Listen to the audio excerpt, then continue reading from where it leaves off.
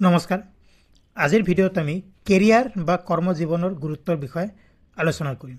এতিয়া কেৰিয়াৰ মানে কি বা কৰ্মজীৱন, আমি এটাই কিবা কাম কৰোঁ কৰ্মজীৱনত আৰু সেয়াই আমাৰ উপাৰ্জনৰ প্ৰধান মাধ্যম হয়। কিন্তু আমি সেই কাম কৰা বা টকা উপাৰ্জন কৰা কথা সেইখিনিতে সীমাবদ্ধ নহয়।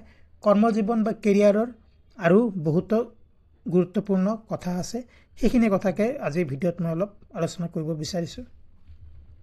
কৰ্মজীৱনত এটা অতি গুৰুত্বপূৰ্ণ আমাৰ জীৱনৰ স্তম্ভ বা আমাৰ পেচা কি, কৰ্মজীৱন বা পেচা বুলিও ক'ব পাৰোঁ। বৃত্তি কি, আমাৰ সেই বৃত্তিৰ ওপৰতে আমাৰ কৰ্মজীৱন গঢ়ি উঠে।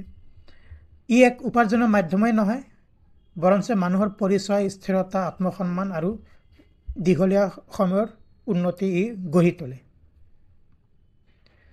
এতিয়া আমি যিসকলে কাম কৰোঁ, চাকৰি বাকৰি কৰোঁ বা আমি পেচাগত মানুহ, তেওঁলোকৰ প্ৰধান এটা উদ্দেশ্য হ'ল আৰ্থিক স্বাৱলম্বিতা। আমি সেই কাম কৰাৰ বিপৰীতে কি পাওঁ? আমি পইচা উপাৰ্জন কৰোঁ। কোনোবাই চাকৰি কৰে, পইচা উপাৰ্জন কৰিছে। কোনোবাই ব্যৱসায় কৰে, পইচা উপাৰ্জন কৰিছে। গতিকে আমি যিয়েই কেৰিয়াৰ নহওক বা যিয়েই আমাৰ পেচা নহওক কিয়, এটা অতি গুৰুত্বপূৰ্ণ কথা হ'ল আৰ্থিক স্বাৱলম্বিতা। কৰ্মজীৱনে মানুহক নিয়মিত উপাৰ্জন কৰিবলৈ সহায় কৰে আৰু স্বাৱলম্বী কৰি তোলে। এনেধৰণৰ উপাৰ্জনৰ দ্বাৰা কি হয়? আমাৰ দৈনন্দিন জীৱনৰ যিবিলাক প্ৰয়োজন সেইবিলাক পূৰণ হয়। আমি পৰিয়ালৰ দায়িত্ব ল'ব পাৰোঁ। আপাতকালীন অৱস্থাৰ বাবে আমি সঞ্চয় কৰিব পাৰোঁ আৰু ভৱিষ্যতৰ বাবে আমি বিনিয়োগ কৰিব পাৰোঁ। এতিয়া ভৱিষ্যতে ধৰক আমাক ঘৰ কিনিব লাগিলে, শিক্ষা দীক্ষা বা অৱসৰৰ কাৰণে আমি বিনিয়োগ কৰিব পাৰোঁ। কিন্তু সেয়া সম্ভৱ নহয় যদি আমাৰ এক স্থিৰ কৰ্মজীৱন বা কেৰিয়াৰ নাথাকে। স্থিৰ কৰ্মজীৱন নাথাকিলে জীৱনত আমাৰ অনিশ্চয়তা বৃদ্ধি হয় আৰু অনিশ্চয়তাৰ লগে লগে কি হ'ব? আমাৰ মানসিক চাপো বৃদ্ধি হ'ব। জীৱনৰ উদ্দেশ্য আৰু দিশ, মানে কেৰিয়াৰে আমাক জীৱনত উদ্দেশ্য দিয়ে আৰু জীৱনত দিশ প্ৰদান কৰে। কৰ্মজীৱনে এজন মানুহৰ জীৱনলৈ এটা স্পষ্ট লক্ষ্য আৰু দিশ প্ৰদান কৰে। ই এনেধৰণৰ প্ৰশ্নবিলাক উত্তৰ দিয়ে। কি ধৰণৰ প্ৰশ্নবিলাক উত্তৰ দিয়ে কৰ্মজীৱনে বা কেৰিয়াৰে? মই জীৱনত কি কৰিম? গতিকে জীৱনৰ এটাৰ উদ্দেশ্য, মই জীৱনত কিবা এটা কৰিব লাগিব। উদ্দেশ্য, মই কি হ'ম, মই কি কৰিম, বা আমি যিখন সমাজত থাকোঁ সেই সমাজলৈ আমি কি বৰঙণি আগবঢ়াম, কি অৱদান আগবঢ়াম। আমাৰ কেৰিয়াৰ বা কৰ্মজীৱনৰ লগত এই তিনিটা প্ৰশ্নৰ কিন্তু ওতঃপ্ৰোতভাৱে সম্পৰ্ক আছে। সাৰ্থক কৰ্মজীৱনে জীৱনক অধিক লক্ষ্যভেদী আৰু সুশৃংখল কৰি তোলে। ব্যক্তিত্ব বিকাশ আৰু দক্ষতাৰ উন্নয়ন, কৰ্মজীৱনে মানুহক সদায় নতুনকৈ শিকিবলৈ আৰু নিজকে উন্নত কৰিবলৈ বাধ্য কৰে। আমাৰ যোগাযোগ দক্ষতা বৃদ্ধি পায় কৰ্মজীৱনৰ ফলত, বা আমি যি পেচা সেই পেচাৰ ফলস্বৰূপে আমাৰ নেতৃত্বৰ ক্ষমতাও বৃদ্ধি পায়। আমি সিদ্ধান্ত গ্ৰহণ কৰাৰ যোগ্যতাও আমাৰ বৃদ্ধি পায়।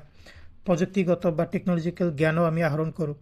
শৃংখলা আৰু সময় পৰিচালনা কৰিবলৈ আমাক শিকায় আৰু এনেবোৰ কথাৰ ফলত আমাৰ কি হয়? ব্যক্তিত্বৰ বিকাশ হয় আৰু দক্ষতাৰো উন্নয়ন হয়। এইবোৰ দক্ষতা কেৱল পেচাগত জীৱনে নহয়, ব্যক্তিগত জীৱনো আমাৰ উন্নত কৰি তোলে। মানে আপোনাৰ যদি এটা সুস্থিৰ কেৰিয়াৰ বা কৰ্মজীৱন থাকে, তাৰ ফলত আপোনাৰ ব্যক্তিগত জীৱনৰো উন্নয়ন সাধন হয়। আমাৰ আত্মসন্মান আৰু আত্মবিশ্বাস দুয়োটাই বৃদ্ধি হয়। কৰ্মজীৱনত কঠোৰ পৰিশ্ৰম কৰি সফলতা লাভ কৰিলে মানুহে কি হয়? আপুনি পৰিশ্ৰম কৰিছে আপোনাৰ কৰ্মজীৱনত বা আপোনাৰ পেচাত, আৰু পৰিশ্ৰম কৰিলেহে সফলতা আহিব। সফলতা বিনা পৰিশ্ৰমত, খুব কম মানুহে বিনা পৰিশ্ৰমত সফল হ'ব পাৰে। গতিকে সফলতা আৰু পৰিশ্ৰমৰ মাজত এটা সম্পৰ্ক আছে। তাৰ ফলত কি হ'ব? নিজৰ ওপৰতে আমাৰ গৌৰৱ অনুভৱ হ'ব। আমি আত্মবিশ্বাসী হ'ম। যেতিয়া আমি সফল হ'ম তেতিয়া আমি গৌৰৱান্বিত হ'ম আৰু তাৰ ফলত আমাৰ আত্মবিশ্বাসৰ বৃদ্ধি হয় আৰু মানসিকভাৱে আমি শক্তিশালী হয় যে মই কিবা এটা কৰিব পাৰোঁ বা জীৱনত কিবা এটা কৰিব পাৰিছোঁ। ঠিক আছে।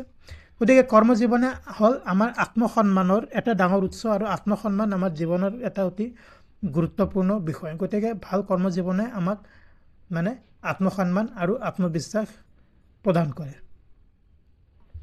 আমাৰ সামাজিক মৰ্যাদা আৰু স্বীকৃতিও প্ৰদান কৰে এটা ভাল কৰ্মজীৱনে। সমাজত প্ৰায় মানুহক তেওঁলোকৰ পেচাৰ দ্বাৰাই চিনাক্ত কৰা হয়। আমাৰ সমাজত বিভিন্ন পেচাৰ মানুহ থাকে। কোনোবা শিক্ষক, কোনোবা চিকিৎসক, কোনোবা কৰ্মচাৰী, অভিযন্তা, কোনোবা উকিল ইত্যাদি। এতিয়া আমি কোনো এজন ভাল শিক্ষকক কেনেকৈ জানিম? তেখেতৰ পেচাই হ'ল শিক্ষকতা কৰা বা কৰ্মই হ'ল শিক্ষকতা। কোনো এজন ধৰক চিকিৎসক, ভাল চিকিৎসক এজনে পেচাগত চিকিৎসক, ভাল চিকিৎসক, তেওঁৰ দ্বাৰা বহুতো ৰোগীৰ মানে চোৱা চিতা কৰি তেওঁ বহুতো ৰোগীক ৰোগমুক্ত কৰিছে। গতিকে তেনেধৰণৰ মানুহক তেখেতৰ সফল কৰ্মৰ দ্বাৰাই আমি চিনাক্ত কৰিব পাৰোঁ বা তেনে ব্যক্তি আমাৰ সমাজত মৰ্যাদাও পায় আৰু স্বীকৃতিও পায়। গতিকে ভাল কৰ্মজীৱনে মানুহক সন্মান, খ্যাতি আৰু স্বীকৃতি প্ৰদান কৰে। উন্নত জীৱনশৈলী, ভাল কৰ্মজীৱন হ'লে কি হ'ব? স্থিৰ কৰ্মজীৱন, সফল কৰ্মজীৱনৰ ফলত আমাৰ জীৱনশৈলীও উন্নত হ'ব। যেনে ধৰক আমাৰ শিশুৰ কাৰণে ভাল শিক্ষা দিয়াৰ ব্যৱস্থা কৰিব পাৰিম, উন্নত চিকিৎসাৰ সুবিধা কৰিব পাৰিম, ভাল বাসস্থানত থাকিব পাৰিম, আমি নতুন নতুন ঠাই ভ্ৰমণ কৰিব পাৰিম আৰু নতুন অভিজ্ঞতাও ল'ব পাৰিম।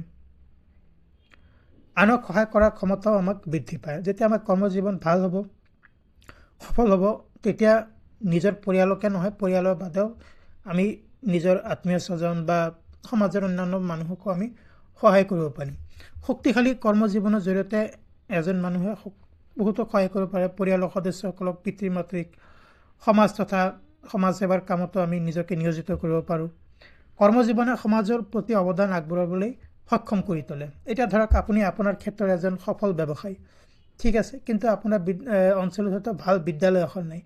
গতিকে আপুনি আপোনাৰ সফল কৰ্মৰ দ্বাৰা, ব্যৱসায়ৰ দ্বাৰা ধৰক বহুতো ধন উপাৰ্জন কৰিলে, তেতিয়া আপুনি আপোনাৰ সাধ্য অনুসৰি এখন বিদ্যালয়ত প্ৰতিষ্ঠা কৰিব পাৰিব আপোনাৰ অঞ্চলত। তাৰ দ্বাৰা আপুনি সমাজ সেৱা আগবঢ়াবলৈ সক্ষম হ'ল। গতিকে তেনেধৰণৰ কথা। গতিকে বন্ধুসকল, এইখিনি আছিলে আজিৰ আলোচনা কৰিবলগীয়া কথা। কৰ্মজীৱন বা কেৰিয়াৰৰ কি গুৰুত্ব, সেইখিনি আলোচনা কৰা হ'ল। যদি ভিডিঅ'টো ভাল পাইছে, প্লিজ লাইক কৰক, শ্বেয়াৰ কৰক। যদি চেনেলটো ছাবস্ক্ৰাইব কৰা নাই, প্লিজ ছাবস্ক্ৰাইব কৰক। এনেধৰণৰ আন এটা ভিডিঅ'ত অতি সোনকালে লগ পাম। ধন্যবাদ।